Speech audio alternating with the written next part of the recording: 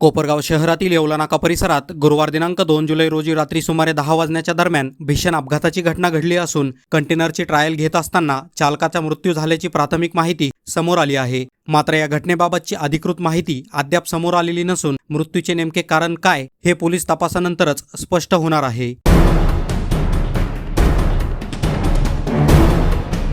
घटनेची माहिती मिळताच कोपरगाव शहर पोलीस स्टेशनचे पोलीस तात्काळ घटनास्थळी दाखल झाले। काही काळ या मार्गावर वाहतूक कोंडी निर्माण झाली होती, मात्र पोलिसांनी तातडीने परिस्थिती नियंत्रणात आणत वाहतूक सुरळीत केली। त्यानंतर कोपरगाव नगर परिषदेची अँब्युलन्स घटनास्थळी दाखल झाली आणि मृतदेह पुढील वैद्यकीय व कायदेशीर प्रक्रियेसाठी कोपरगाव येथील सरकारी रुग्णालयात हलविण्यात आला आहे। मिळालेल्या प्राथमिक माहितीनुसार दुपारपासून येवला नाका परिसरात रस्त्याच्या कडेला उभे असलेल्या कंटेनर वाहनाची दुरुस्ती सुरू होती। दिवसभर दुरुस्तीचे काम पूर्ण झाल्यानंतर रात्री सुमारे 10 वाजण्याच्या दरम्यान चालकाने वाहनाची ट्रायल घेण्यास सुरुवात केली। मात्र ट्रायल सुरू असताना कंटेनरवरील नियंत्रण सुटल्याने वाहन रस्त्याच्या कडेला असलेल्या भिंतीवर जाऊन आदळले। स्थानिक नागरिकांच्या चर्चेनुसार ट्रायल दरम्यान चालक वाहनातून खाली पडला आणि त्यात त्याचा अंत झाला। मात्र ही माहिती नागरिकांकडून मिळालेल्या चर्चेवर आधारित असून या घटनेमागील नेमके कारण व मृत्यूची अधिकृत माहिती पोलीस तपासानंतरच स्पष्ट होणार आहे। या प्रकरणाचा पुढील तपास कोपरगाव शहर पोलीस करत असून तपासानंतरच अपघाताचे नेमके कारण आणि अधिकृत माहिती समोर येणार आहे। बातमी तुमची, प्राधान्य आमचं। प्राधान्य न्यूज साठी प्रमोद पवार, कोपरगाव। विश्वासार्ह प्रवासासाठी